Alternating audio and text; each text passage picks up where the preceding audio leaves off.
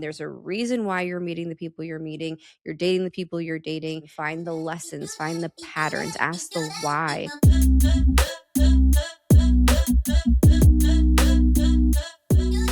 Palo Santo is burning in the background today because I need a cleanse. I need like an energetic cleanse. I had a moment a week ago where my inner light, I could feel her buzzing, like the way you can hear like a light bulb be like bzzz, or like a power line. Like I felt my inner light buzzing like that a week ago. Like literally felt her for like 3 straight days. I was like, what is about to happen? Is there a miracle around the corner? Like it just felt like magic. Like I felt like I was turned on. I felt so good. And then 3 days later, I pivoted. Like it's just like that energetic shift, the ebbs and flows, the ups and downs. Like for 3 straight days, my inner voice, my inner light was just driving the wheel, like fully in the driver's seat. And then a few days later, it's like the fears come up, the conditioning comes up, the subtle nervous system dysregulation comes up, and then I'm off. Like it's just trying to find my pour back into you tools, trying to do the things that make me feel better, light me up, that nourish me, that bring me back to baseline, things that spark my joy. And then I got back on. I'm going to be honest, I got back on my buzziness for like a few days.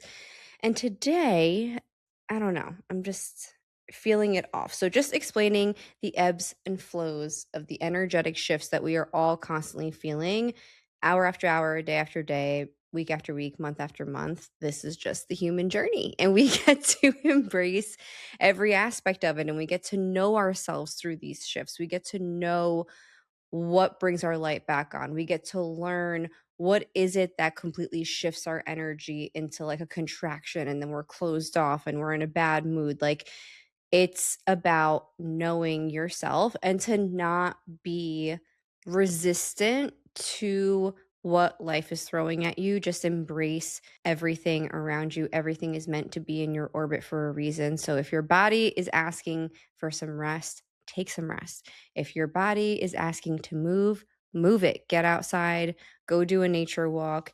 If your mind is on overload, like mine was this morning, was so bad, I just like hopped in the shower way earlier than I wanted to take a shower to just get myself back to baseline. Like literally using the water as a source of cleansing my energy, just like letting the thoughts come, but just like letting them go as soon as they got to my head. Like I just was like grasping this morning for that baseline energy so hard because I could feel my thoughts spinning out.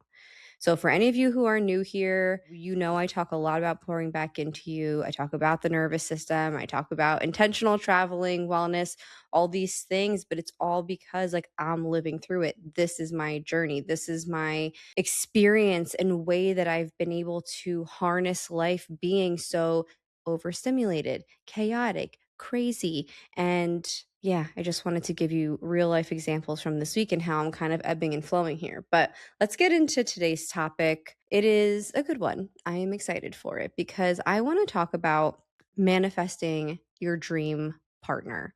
I hate saying that. To me, that's annoying. Like when I see like those big fonted prints of like manifest your dream person or manifest your dream whatever, there's something triggering about those words to me. I don't know why, even though I've done it. And I did it way before Instagram was a thing and like actually popping off the way it is with like so much spirituality, so much woo woo, so much energetic work, which I love. And I know those types of videos help people so much in terms of realizing that they have the power to call in the energy of the person that they are ready to bring into their lives. Like they're ready to bring in their soulmates. Like I love how helpful those videos are, but I do not like the idea of just forcing yourself to only think about the other person and the dream person coming into your life.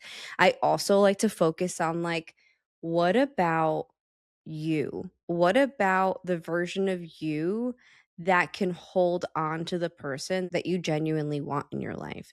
And I'm not saying you have to be perfect before this person comes into your life, but just being open to the idea that once this person comes into your life, you're going to have a lot to learn about yourself. They're going to be a mirror for you. They are going to trigger parts of you around love and connection that have never been triggered before, or parts of you that you start realizing, like, wow, maybe I do want to change this about myself. Maybe I don't want to be so defensive when one little thing goes off. Or maybe I need to be more open, less jealous, like less controlling, but not because that's what wins your soulmate, but because your soulmate is going to cast light on those shadows, and he or she will most likely embrace those aspects of you, because if they're your soulmate, they love your shadows. Like, they are the perfect puzzle piece for your shadows as you are to them.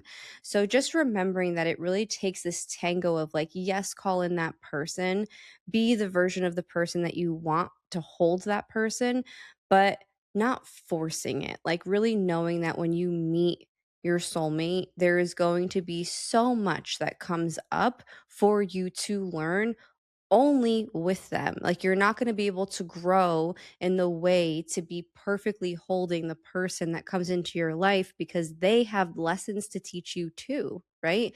Unintentionally. It's just the way it works. We have relationships around us and in our lives to give us the dynamics and the situations and problem solvings to expand us, to allow us to grow. So, before we get into this episode where I share with you how I manifested my dream partner, I want to intro, because for anyone who's new here, I want you to know that I am Laura Janella. This is Late Checkout, my podcast. I own a conscious living brand where I use travel and wellness as my vessels to express conscious living, to help people reconnect with themselves, to help people intentionally travel and find pieces of themselves around the world. I have a Pour Back Into You series that I use as a vessel to build community. I do Pour Back Into You challenges.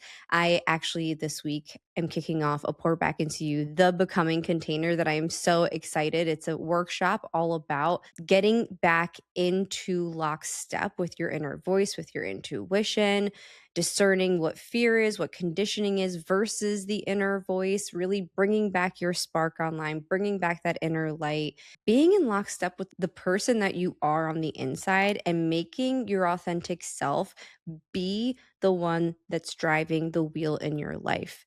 My big philosophy is that a lot of us end up being on autopilot, building our big, beautiful lives, but really the mode here is to not be on autopilot. It is to have your aligned self, your authentic self, your highest self being the one that's in the driver's seat. And through my Pour Back Into You practices, there are some beautiful journeys to take to get you there. And I'm just so excited actually for this workshop that's kicking off on Monday. But this is why we're here. We talk about travel and wellness. And again, like in this episode, we are going to just be talking about the energetics of bringing in the person that you want in your life, the person that you want to call your partner for the rest of your life, or for a season of life, or the person that you just know you are ready to be with and to share this life with and to share this human experience with, right?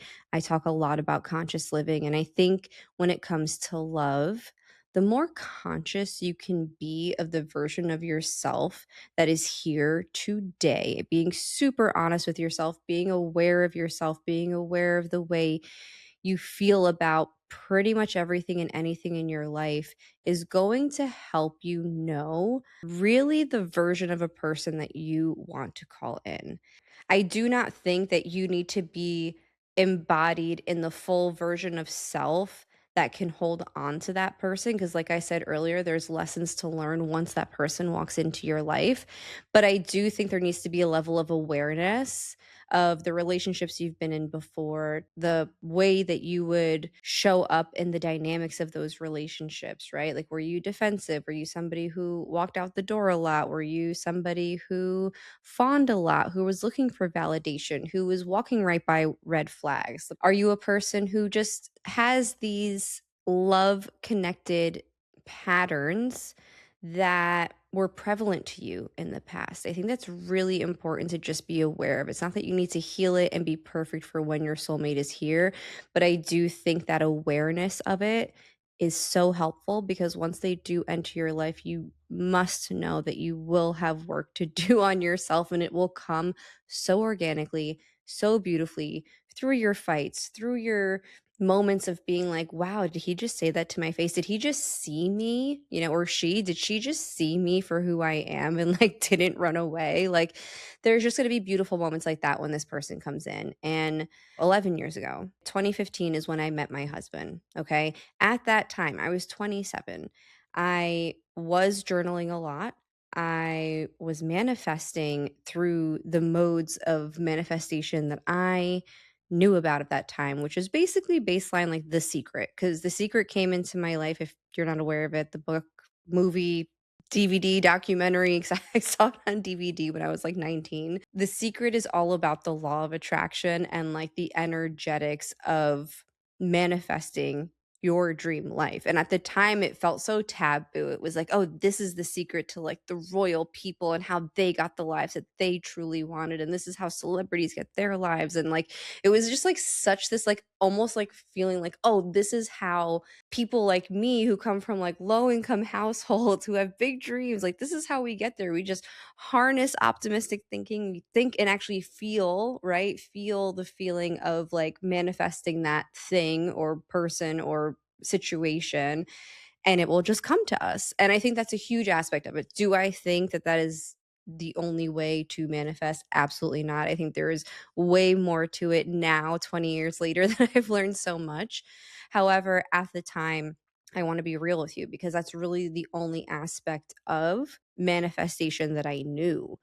And I was in a relationship in my early 20s with a guy that was he wasn't toxic. The relationship was very toxic because he had a drug problem. He had a drug addiction. I was trying to help, and in me helping, I think things got worse. And like, it was one of those situations where I just like clung on way longer than I should have. I felt like a lot of guilt around walking away from that relationship. I also really very much loved him, so I didn't feel complete, like, with the story, even when the story was so freaking done. Like, those situations where like you really just can't let go, and it could be the most toxic things. It's red flags everywhere. You guys do not belong together, but you still keep going back for that whatever. Like, we would go months without talking, and then like random slide into my text messages, and it's like, okay, let's hang out. Oh, let's just be friends. Oh no, now we're back to doing what we were doing. It's just,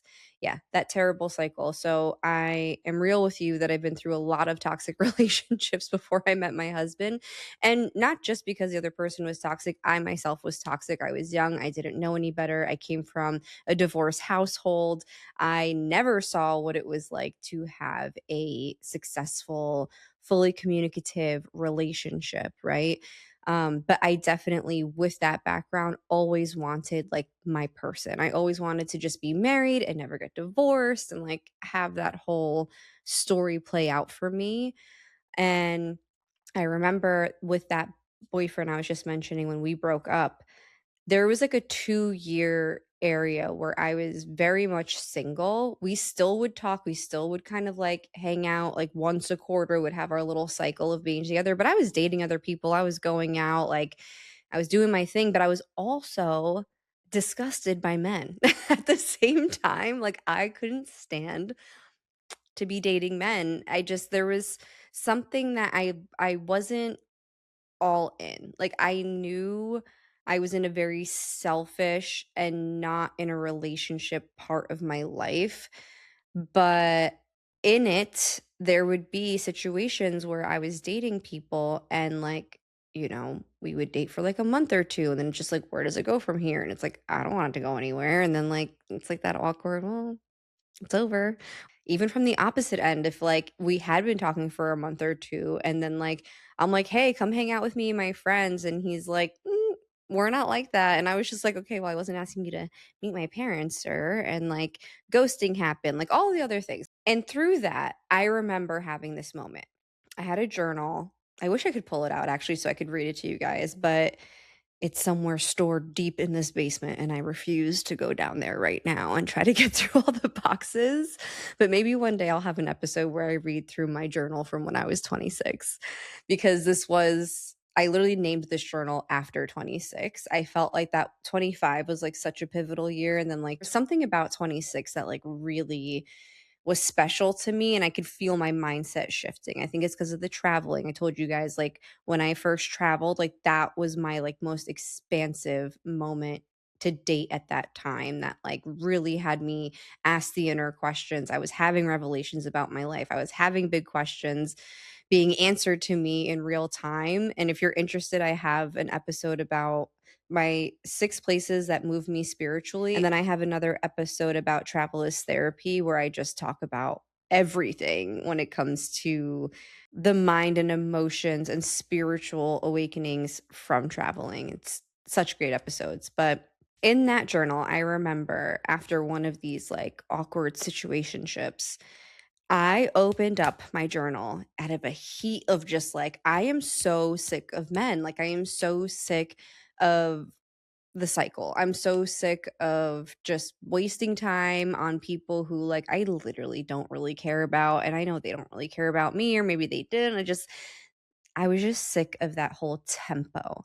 So in October 2014, okay, October 2014, I opened up my journal and I wrote out everything in detail, right? In such specific detail about what I wanted in my husband, like to be, right? And I remember thinking to myself, like, if this is not the person, I am never getting married. Like, I'm at that point where I'm not settling.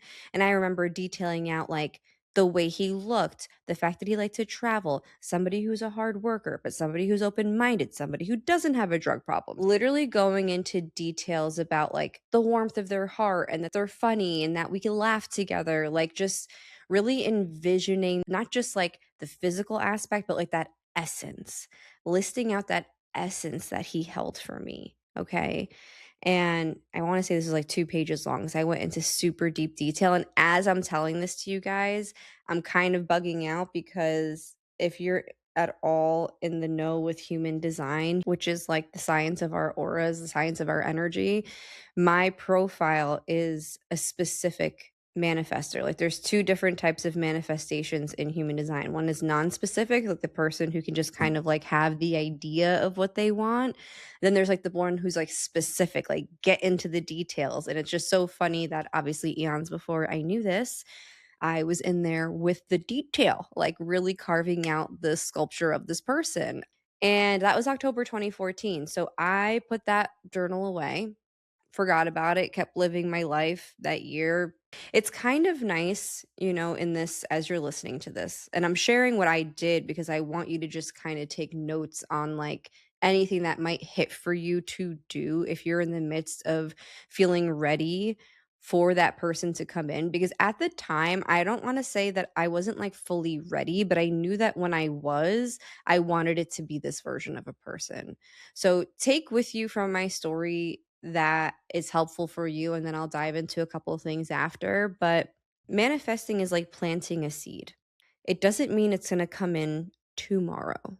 It does not mean it's coming in next month. You are planting a seed. Think of a seed of a flower. You are planting it into the ground. And once that is planted, once you have said out loud or written down, like a way that you've gotten it out of your head and out, the universe now knows, okay, this is what he or she wants. Let me make every possible opportunity for them to be ready for that manifestation, because that's what happens when you're like planting a seed. When that soil is being watered, so to speak, it's being watered by the situations that come into your life. It's being watered by prepping you and primping you for the big manifestation to come through. So, having your ideal person on paper or whatever it is that you're writing out, remember it's not just the physical, it's the essence. Remember that it's not a manifestation that's going to come through tomorrow. Remember that it's going to be a seed that is planted. The universe knows what you want, what you genuinely want in your heart. And when you proactively get that out, it is now in the stars. It is now working for you. And just trusting that the seed is planted and letting go and surrendering, to all that comes with that wish is the best way to handle the following steps. It's not that the next date you go on, it's like, oh, I wrote down everything. So this is the person most definitely. It's not. You may have to date more people. You may have to go through situations where the universe is bringing other people in your life that you're dating that is going to prime you for the person who's actually meant for you. Because let me tell you, I dated more people after that manifestation. After that journal entry, I dated more people, a few more people. And what I think is really funny about the following months, because I wrote that journal entry October 2014. I met my husband July 2015. Okay. In that time, I dated so many different types of people for one dinner, maybe a couple weeks. And the person I was dating before I met my husband was like a different timeline version of my husband. Someone who was so emotionally available. He was funny, well traveled, like even like dark hair, tan skin, like kind of like this version of Brian that like existed in my orbit. But like we dated and we really enjoyed each other. But there was something that like I couldn't fully like I can't even explain it, guys. It's like an intangible feeling, just inner voice, intuition was just like, but no. And it was like hurting me to think that I was letting go of a person that I was like, am I just so in my singlehood that I am like, even the perfect person is like not good enough for me. It's like, that's what it felt like at the time. That was the narrative that was going on in my brain. Like, oh my God, I can't believe Laura's fucking up this one because this is such a perfect situation. But there was just something innately, intuitively that just was like, no. And I was trusting that even if it was my selfishhood in my singleness and that I was being blind, that I knew at least that maybe I just wasn't ready yet. Maybe I just wasn't ready for that relationship that I was trying to call in. And I was okay with that. And let me tell you, at that time, I had already forgotten about that journal entry. I had stopped thinking about it because that journal entry came out of like a fit of like being exhausted from dating crappy people. I wrote this manifestation list to manifest, but also to just get the energy out of me so I could have it be super clear what I wanted. Like, all right, universe, make no mistakes. This is what I'm looking for. Fast forward, I go to this bachelorette party, June 2015, Turks and Caicos. I am there with 17 girls and I'm the only single one that's in that group. So everyone in that group had a friend for me. I know this guy, you should date him, blah, blah, blah, blah. And long story short, when we got back to New York, the bride to be was like, yeah, my friend was like kind of serious about the person she had for you. Like, can I give him your number? We're like, all right. I was like, fine, it's fine. Like, yeah, just give him my number. It took me about a month to go on a date with my now husband because I was just so like kicking the can down the road, not that interested, like just feeling pretty negative about the dating world in general. And one day I just decided to finally say yes to the date. And I told myself I'm just going for a free drink and I'm hopping right on that bus back to Hoboken right after because we were in New York. And I just like was like, whatever, I'll go for the free drink. It's fine. And when I walked into that bar, I remember seeing him. I literally can remember seeing my husband for the first time, and we sat there for 6.5, 7 hours talking to each other. We stayed there until almost 1 in the morning talking at this bar, and it was like this weird sensation of being super comfortable with him right off the bat, talking about like toxic stuff from my family, like just things that I would have, I don't think I ever talked to anybody else on my first dates. And it wasn't like deep and dark conversation. It was like in passing, like, oh yeah, by the way, and this, and like, and it's just, there was something really comfortable about his presence. And I think he felt the same way with me. So, fast forward to me moving in with him, which was April 2016. I come across my journal because I was packing my stuff up. I like saw the journal. I was like, oh, I remember I made that like manifestation, whatever, because I had already like moved on to my next journal from that. And I read the entry, and when I read it, I'm like, "Holy shit, this is Brian." Like like to a T. Like to a T, this is Brian. This is wild.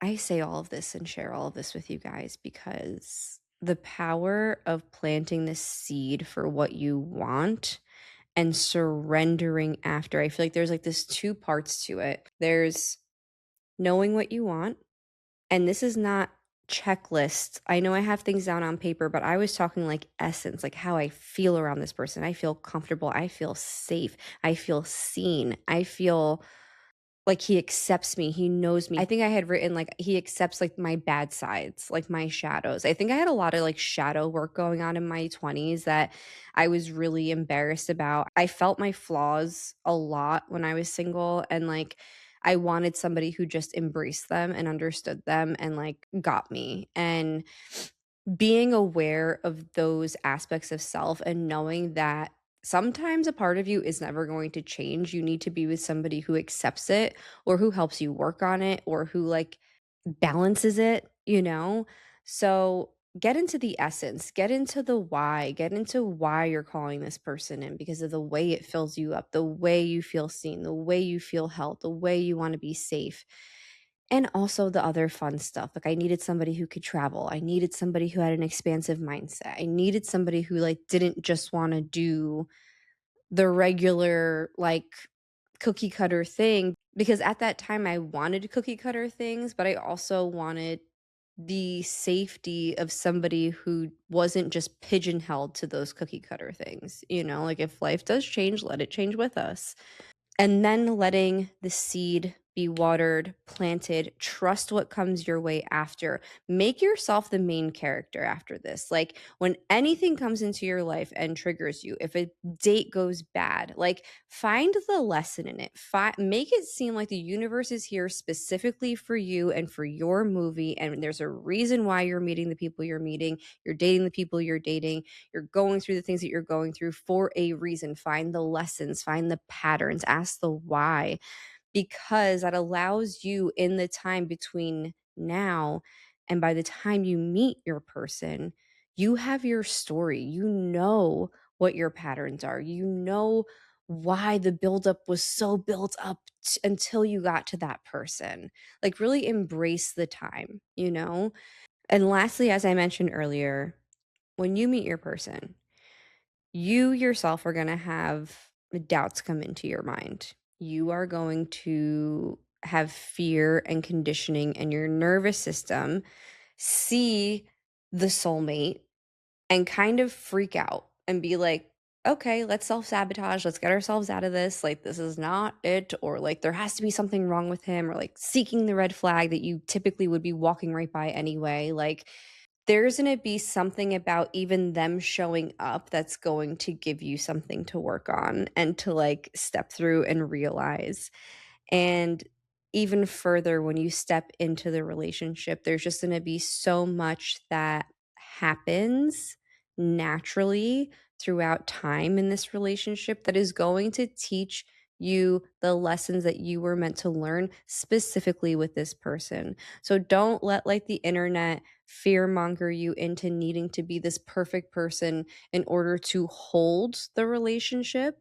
I think it's more important to just be aware of your shadows around love and connection, be aware of the patterns of your last relationships, be aware of your potential to self sabotage, be aware of when you have the rose colored glasses on versus when you can see crystal clear, and bring that with you into the relationship. Bring that with you into your dating situations for your own self acknowledgement. You know, like be aware of it yourself so you know what you can work on. Like make each person you date, make it about you. Like you have something to learn, work on it with them without them even knowing. Like if there is a fear that you have around being seen for secrets that you have. The next person you date, just tell them your secrets. Like tell them your secrets, step through that fear. Like get yourself out there so you can like flush the aura and the soul of the things that need to be ready for when you do have your soulmate. And trust me, when he does come along, there'll probably be more of that. But like kind of give yourself that leg up of just like knowing yourself, that conscious awareness around you. I think that totally brings in another element of when you're calling in your soulmate, is just your awareness of self. And that is it, you know? So I hope this was helpful. I think really getting down into the essence of what you truly want in a partner, planting that seed and then surrendering to the process that comes, leaning into your main character energy, knowing that when your partner does come in, there's going to be soul work to do with them. That's the whole point. It's a soulmate. They both will have soulful things to work on with each other. I've been with my husband for 11 years now, and when I think back to the different seasons of who we were individually and together in the last 11 years, it is wild, wild what we've been through together. And each year, each few months, things unlock, things unfold. But if you have that baseline connection of openness, communication, if you went into this relationship honest with yourself to the version of you that could be honest, that is going to give you a leg up. Just bringing your full, true, authentic self in the season now, because our authentic selves change all the time. But wherever you're at, just bring that person wholeheartedly with you into the space of manifesting your soulmate. I hope this was helpful. And I guess like cuffing season's around the corner. So maybe this is like a good timing. I'm not sure. But I hope you enjoyed, and I will see you guys next time. Ciao, ciao.